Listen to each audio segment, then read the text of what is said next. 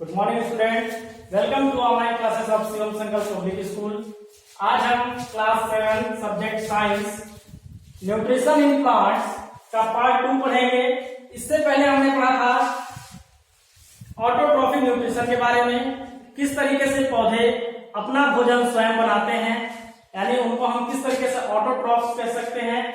आज हम पढ़ेंगे इंपॉर्टेंस ऑफ फोटोसिंथेसिस, यानी पौधे जो अपना भोजन फोटोसिंथेसिस प्रोसेस के द्वारा बनाते थे उसका आज हम महत्व पढ़ेंगे, यानी फोटोसिंथेसिस का महत्व क्या होता है, what is importance of photosynthesis. सबसे पहला काम क्या होता है फोटोसिंथेसिस प्रोसेस का, जो हमने देखा था कि कार्बन डाइऑक्साइड प्लस H2O मिलकर के सनलाइट की उपस्थिति में क्लोरोफिल के प्रेजेंस में, क्लोरोफिल की सहायता से C6H12O6 यानी ग्लूकोज का निर्माण था, ऑक्सीजन प्लस वाटर, ये प्रोडक्ट बना था। ठीक है, अब इसमें हमें सबसे पहला क्या है, इंपॉर्टेंस क्या है, ऑक्सीजन प्रोड्यूस करना, यानी कि जो फोटोसिंथेसिस प्रोसेस है वो ऑक्सीजन का प्रोडक्शन करता है, यानी जो पौधे जो हैं वह हमें ऑक्सीजन गैस देते हैं, उस ऑक्सीजन गैस को हम सांस लेते हैं, यानी कि और बाकी पौधों को छोड़ करके बाकी पृथ्वी पर जितने भी जीव हैं उनके लिए यह प्राणदायिनी वायु होती है। तो यह प्राणदायिनी वायु ऑक्सीजन होता है, जो हमें कहां से मिलता है, फोटोसिंथेसिस प्रोसेस के द्वारा मिलता है। यानी अगर फोटोसिंथेसिस प्रोसेस न हो, पौधों में भोजन बनने की प्रक्रिया न हो, तो हमें ऑक्सीजन गैस नहीं मिलेगा। ठीक, यानी कि जो ऑक्सीजन पहला एरिया है ऑक्सीजन का प्रोडक्शन करता है। ठीक, सेकंड है स्टार्च स्टोर्ड इन प्लांट्स, यानी कि ये पौधों में जो भोजन बनता है, या मान लीजिए पौधा हो गया, इस पौधे में जो भोजन बना, इसके पत्ती में भोजन बना, और इस पत्ती से यह भोजन धीरे धीरे बन करके बाकी सभी पार्ट्स में क्या हो गया, ट्रांसफर हो जाता है, सभी पार्ट्स में ट्रांसफर हो जाएगा, यानी ब्रांच हो जाएगा, लीव्स में हो जाएगा, इससे अगर जो फ्रूट्स हैं इन फ्रूट्स में हो जाएगा। तो ये जो ग्लूकोज है यह स्टार्च कहाँ स्टोर हो जाता है, प्लांट्स के फ्रूट्स में स्टोर हो जाता है। जैसे ही हम फ्रूट्स जो खाते हैं मीठा लगता है, स्वाद जो अलग अलग डिफरेंट टाइप के जो उसके स्वाद होते हैं, जो डिफरेंट टाइप के टेस्ट होते हैं फ्रूट्स के, वो सभी किसका होता है, स्टार्च के स्टोर होने के लिए। यानी यहाँ पर जब स्टार्च स्टोर होगा, जो कार्बोहाइड्रेट स्टोर होगा वह ग्लूकोज के रूप में हमें मिलेगा, यानी कार्बोहाइड्रेट्स के रूप में मिलेगा या ग्लूकोज। इसी के कारण इनका जो टेस्ट होता है, यानी जो पौधों में स्टार्च क्या होता है, स्टोर होता है, उसी की वजह से फल जो होते हैं मीठे लगते हैं। ठीक है, उनमें अलग अलग प्रकार के शुगर्स पाए जाते हैं, एसिड्स पाए जाते हैं, जिसके कारण किसी का फलों का स्वाद कभी खट्टा लगता है, मीठा लगता है।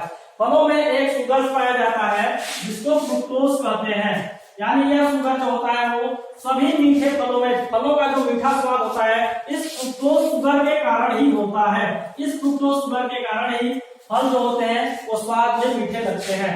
ठीक है, नेक्स्ट है तीसरा पॉइंट, या फोटोसिंथेसिस प्रोसेस जो होता है वो ऑक्सीजन और कार्बन डाइऑक्साइड, जो हमारे एटमॉस्फेयर में ऑक्सीजन और कार्बन डाइऑक्साइड गैसें हैं, इन गैसों को बैलेंस करता है, या इनको बैलेंस करने में सहायक होता है। यानी कि प्रकाश संश्लेषण प्रक्रिया जो है वह कार्बन डाइऑक्साइड और ऑक्सीजन गैस को संतुलित करता है। हमारे वातावरण में ये जो दोनों गैसें हैं इनको संतुलित करता है। अगर प्रकाश संश्लेषण की प्रक्रिया न होती तो कार्बन डाइऑक्साइड का एब्जॉर्प्शन नहीं होता और ऑक्सीजन का निर्माण नहीं होता।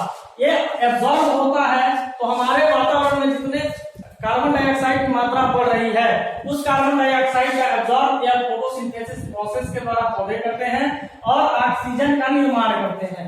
इस ऑक्सीजन और कार्बन डाइऑक्साइड के निर्माण में होता क्या है कि इनका बैलेंस, यानी कि इनका संतुलन बना रहता है। ठीक है, तो यह इंपॉर्टेंस ऑफ फोटोसिंथेसिस था कि पौधे किस तरीके से प्रकाश संश्लेषण प्रक्रिया के द्वारा इसका क्या क्या महत्व होता है, पौधे अपना भोजन किस तरीके से बनाते हैं, हमें इसका क्या लाभ मिलता है, आपने जाना। नेक्स्ट हम पढ़ेंगे न्यूट्रिशन का हेटेरोट्रॉफिक न्यूट्रिशन, यानी हेटेरोट्रॉफिक न्यूट्रिशन होता क्या है, ऑटोट्रॉफिक हमने पढ़ लिया। अब नेक्स्ट है हेटेरोट्रॉफिक न्यूट्रिशन। हेटेरोट्रॉफिक न्यूट्रिशन का मतलब आप हेटेरो जो होता है, हेटेरो का मीन्स होता है अदर, और ट्रॉफिक का मतलब होता है नरिशमेंट। ठीक है, हेट्रो का मतलब अदर और ट्रॉफिक का मतलब नरिशमेंट, यानी कि वैसे जीव जो अपना भोजन स्वयं नहीं बना सकते हैं, अपने भोजन के लिए वो दूसरे के ऊपर डिपेंड करते हैं। हेट्रोट्रॉपिक न्यूट्रिशन के अंतर्गत ऐसे प्लांट्स आते हैं जो अपना भोजन अपने से नहीं बना सकते, यानी उनमें फोटोसिंथेसिस की प्रोसेस होती ही नहीं है, उनको हम कहते हैं हेट्रोट्रॉपिक न्यूट्रिशन। या अब हम पढ़ेंगे types of heterotrophic nutrition. Types इसके देखेंगे तो पौधे जो होते हैं वो 4 प्रकार के होते हैं: saprophytic plants, parasitic plants, insectivorous plant और सिम्बायोटिक प्लांट्स। सेप्रोफाइटिक प्लांट्स के बारे में हम जानते हैं कि सेप्रोफाइटिक प्लांट्स किसे कहते हैं। सेप्रोफाइटिक प्लांट्स, सेप्रोफाइटिक प्लांट्स यह एक हेट्रोट्रॉपिक प्लांट्स का टाइप्स है। सेप्रोफाइटिक प्लांट्स के अंतर्गत वैसे पौधे जो डेड एंड डिकम्पोज मटेरियल से अपना भोजन लेते हो, यानी सड़े गले पदार्थों से अपना भोजन प्राप्त करते हैं, उन पौधों को हम सेप्रोफाइटिक प्लांट्स कहते हैं। सिंपल उदाहरण के लिए लीजिए फंगी।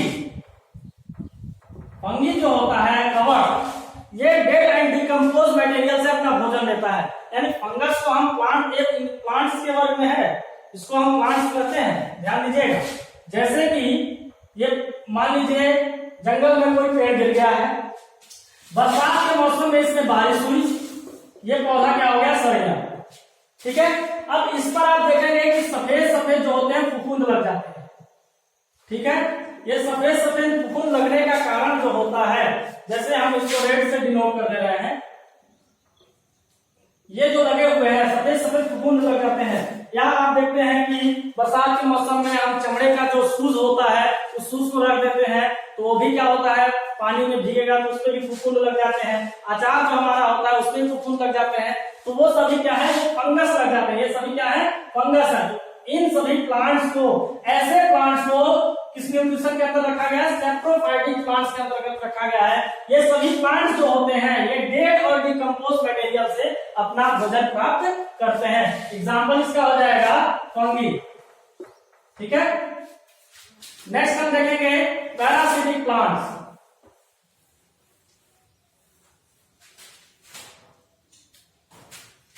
पैरासिटिक प्लांट्स,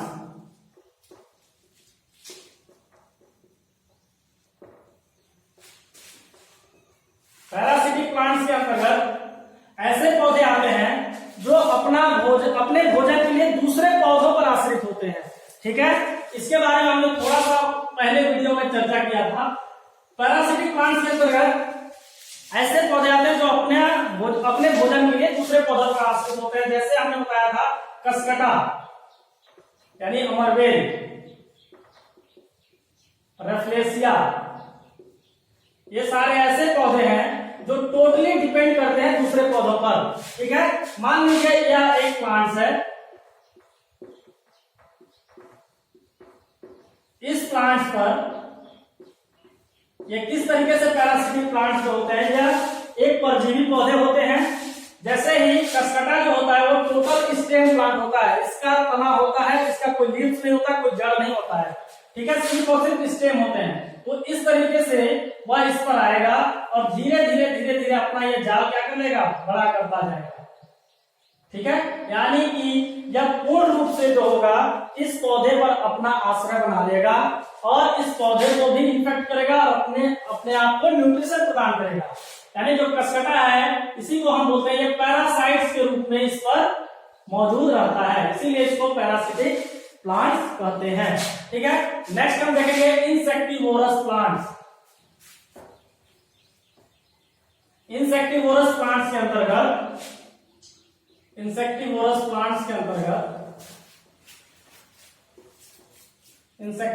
प्लांट्स इस प्रक्रिया के अंतर्गत पौधे जो होते हैं वो छोटे छोटे कीड़े मकोड़ों को खाते हैं, यानी स्मॉल जो इंसेक्ट्स होते हैं उन इंसेक्ट्स को खाते हैं। इसका एग्जाम्पल जो है वो है पिचर प्लांट, वीनस फ्लाईट्रेट। ये इंसेक्टिवोरस प्लांट्स के एग्जाम्पल हैं। ठीक है, वीनस फ्लाइट्रेट यानी इसका हिंदी में नाम घटपगड़ी है। इसका घड़े का आकार का होता है कुछ इस प्रकार का होता है। ठीक है, अब जैसे ही छोटे छोटे इंसेक्ट, इनमें देखिए लिक्विड मटेरियल रहते हैं, सब लिक्विड पार्ट रहता है। जैसे ही छोटे छोटे कीड़े मकोड़े इस पर आएंगे या कीड़े मकोड़े जैसे इसमें आएंगे, इसमें फंस जाएंगे, इसमें गिर जाते हैं और यह लिक्विड जो होता है वो चिपचिपा पदार्थ होता है जिससे वो चिपक जाते हैं और इस पौधे को पोषण मिल जाता है, यानी नरिशमेंट प्रदान हो जाता है। ठीक है, and last one is symbiotic plants. Symbiotic plants, symbiotic plants में सिम्बायोटिक प्लांट्स इसके अंतर्गत जो पौधे होते हैं वो म्यूचुअल शेयरिंग करते हैं, यानी कि आदान प्रदान जो होता है उनका म्यूचुअल बराबर का हिस्सेदार होते हैं। दो पौधे आपस में म्यूचुअल शेयरिंग करके एक पौधा उस पर नरिशमेंट के लिए निर्भर होता है और दूसरा उस पर सहायता के लिए यानी रक्षा प्रदान करने के लिए रहता है। इसका एग्जाम्पल आपका हो जाएगा, जैसे कौन कौन से ऐसे पौधे हैं जो नरिशमेंट के लिए सिम्बायोसिस प्रोसेस को अपनाते हैं, यानी एक हो जाता है आपका एल्गी और दूसरा हो जाता है इसमें फंगी। ठीक, दोनों मिल करके एक जो नया प्लांट्स बनाते हैं उनको हम कहते हैं लाइकेन। एल्गी और फंगी दोनों मिलकर क्या बनाते हैं, लाइकेन का निर्माण करते हैं। ठीक है, एल्गी जो होता है या ग्रीन कलर का होता है, यानी इसमें क्लोरोफिल प्रेजेंट होता है। फंगी जो होता है व्हाइट कलर का होता है, इसमें क्लोरोफिल प्रेजेंट नहीं होता है। यानी कि एल्गी में जब क्लोरोफिल प्रेजेंट है तो यह फोटोसिंथेसिस प्रोसेस के द्वारा अपना भोजन स्वयं बना लेगा। फंगी जो होता है वह अपना भोजन स्वयं नहीं बनाता है। इससे पहले हमने पढ़ा था सेप्रोफाइट्स में कि फंगी जो होता है वो डेड एंड डिकम्पोज मटेरियल से अपना भोजन लेता है, यानी सड़े गले पदार्थों से अपना भोजन प्राप्त करता है। तो एल्गी और फंगी का जो म्यूचुअल शेयरिंग होता है, इस म्यूचुअल शेयरिंग का जो नया प्लांट्स बनता है उसको लाइकेन कहते हैं। फंगी जो होता है एल्गी पर भोजन के लिए आश्रित होता है। किस पर आश्रित होता है, भोजन के लिए। और एल्गी जो होता है वो फंगी पर सेफ्टी के लिए आश्रित होता है, वाटर के लिए आश्रित होता है। ठीक है, समझ में आ गया, यानी कि यह इस पर एक जाल टाइप का बना लेगा। मान लीजिए यह एल्गी है या कोई भी एल्गी है। ठीक, अब इस एल्गी के ऊपर यह फंगस आ जाता है। ठीक है, एक जालीनुमा संरचना बन जाएगी जिसको हम लाइकेन कहते हैं। समझ में आ गया। अब यह जो फंगी बना हुआ है या इसको एल्गी को दूसरे जीवों से बचाता है। ठीक है, जो जीव मान लीजिए एल्गी को खाते हैं, उस फंगस जब लगा रहेगा वो उसको नहीं खाएंगे। पहला चीज तो एल्गी जो है इस पर इसलिए आश्रित होता है क्योंकि यह अपने आप को प्रोटेक्शन प्राप्त करता है, उसको रक्षा मिलती है, सुरक्षा मिलती है। और फंगस को इसके बदले में एल्गी के फोटोसिंथेसिस प्रोसेस के द्वारा जो भोजन बना होता है वह भोजन एल्गी से इसको मिल जाता है, फंगस को। ठीक है, इस तरीके से यह म्यूचुअल शेयरिंग करके अपना भोजन बनाते हैं। ठीक है, बाकी क्लास के लिए हम आगे आएंगे, तब तक के लिए धन्यवाद।